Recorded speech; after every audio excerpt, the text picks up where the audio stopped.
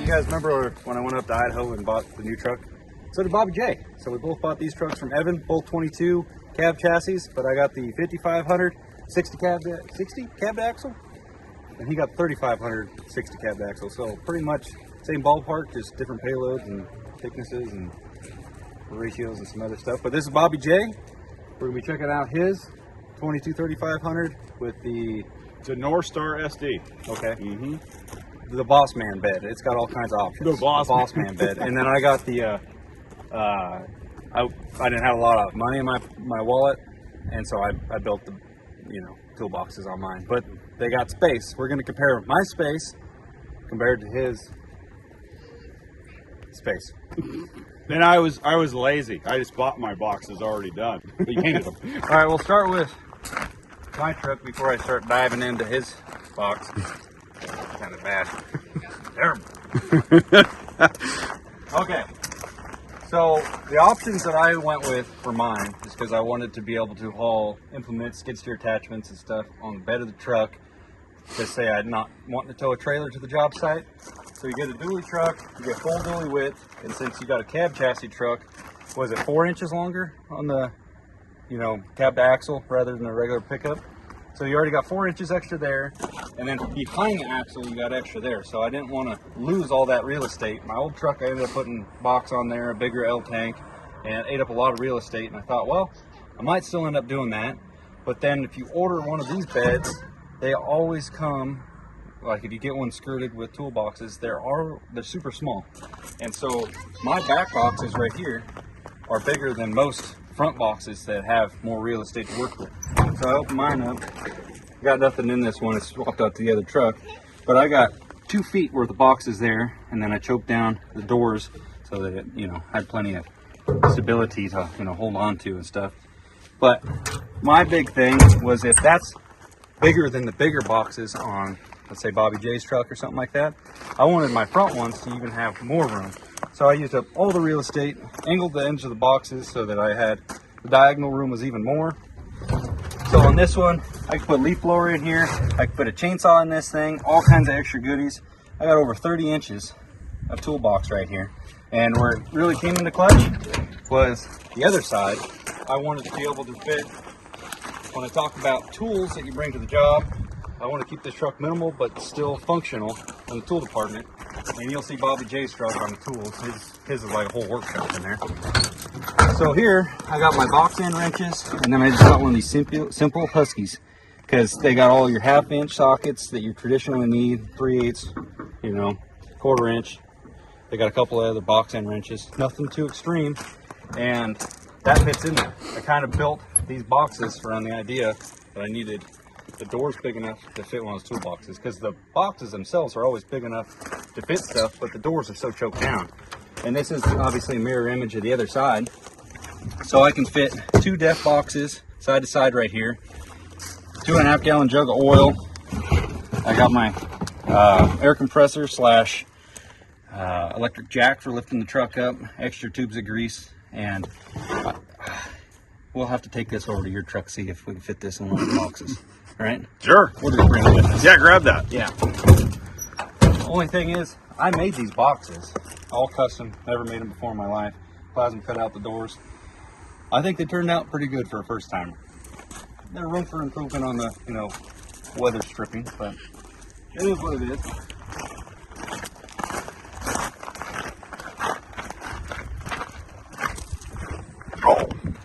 So we'll put this here for purposes of later on. My truck has 4 toolboxes, okay? He's got 5 on each side, right? You got one guy here, you got a top loader here, you got one for your gloves or something here. I really digging the idea of this one here, but I looked into getting basically the hybrid of having these boxes with a flatbed on the back, no, little dog right here. Yeah. And really pretty much the same price as just getting everything. So when it comes down to saving, 7-8 grand, and just going that route and building some stuff, well, you can tell which route I went. So let's start it off with the, it's all unlocked. I can start opening it. Yeah, go ahead. Weird. Mm-hmm. How do we open these things? Twist the other way. Okay. I don't want to start breaking them. These got to be one of the coolest boxes there are, because look at all this real estate for just little knickknacks. It's easy to see, easy to get at. Looks like that slides back in there underneath a little glove box. Yep. Look at all this room right here. Just not quite big enough to fit a chainsaw in there, though. That is absolutely correct. Not quite deep enough. That's absolutely correct. It's very frustrating how many things are taller than 9 inches, because that's the depth of this box. So it's, man, if it was 11 inches, it just wouldn't be too much more to talk about. And you would have She said. a lot, well, 2, 4, 8 inches, whatever it takes. It's not my problem, I'm down. So these ones, cool as hell, but not quite there. Not knocking it, we're just talking. Yeah. Big dog down here.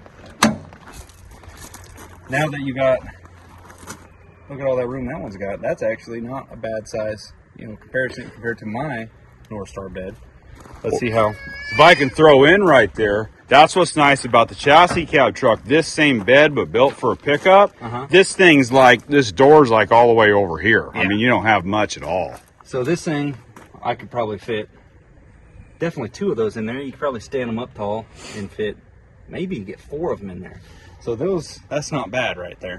But that's exclusion of the cab chassis one. Right. And not a lot of people, I'll be honest, are running a cab chassis truck just basically because a lot of people say, well, what? I don't need a cab chassis. Don't be nice to it, Sam.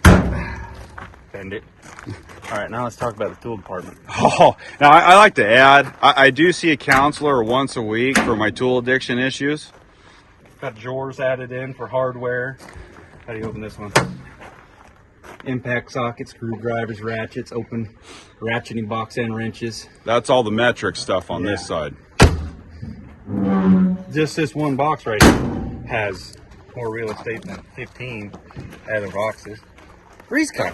That's the grease department Yeah, right right there. there. Aisle 4, grease department. We only got 2 extra tubes.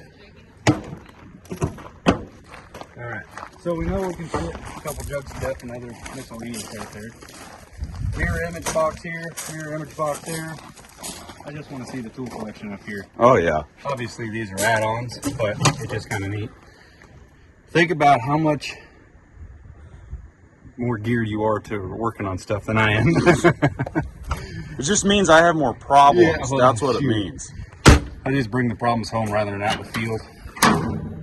Got all your, see my front one on the driver's side, traditionally that's where I keep the electric kind of items, you know, your grease gun, leaf blower, any other go-tos. That's like kind of the collect-all one, so you just got it on an off day where it's not that full. But these things are drawers, aren't they? Or No, they're not, unfortunately. Yeah, but yeah, there's quite a bit difference here, and I'm gonna go out on a limb here and think that your boxes are a little bit more on the weather tight kind of side. Mine, not so much. Well, we'll move into that, to the weather tight issue. And Going to that little guy right there. Pretty bad.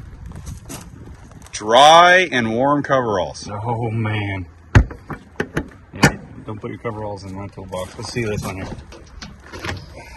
Oh yeah, he does have a little chainsaw in that one. I do. A little tiny one, leaf blower. See, now that's what the problem. If you didn't have this upper box, unless you went vertical on this one, which most people don't have this big Chester drawer, you know, whatever thing over here, you couldn't fit the leaf blower. And that's one thing I didn't like about my old truck is you couldn't even fit this chainsaw in my old truck's toolboxes because it was full skirted, factory, fancy.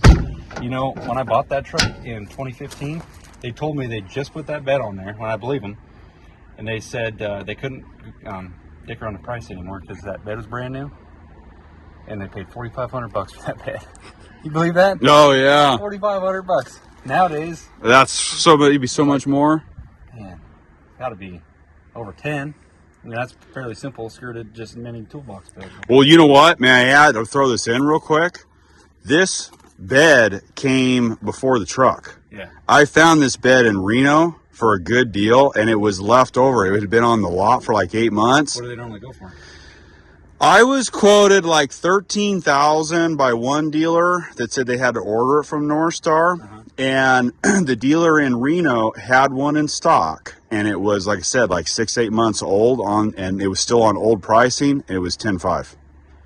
So I said, I'm going to send you a deposit right now. Hold that bed, put my name out. I'll be there to get it. And then I called Evan. I said, Evan, order the chassis cab. Because I was on the fence between a 3500 HO and a 3500 CNC.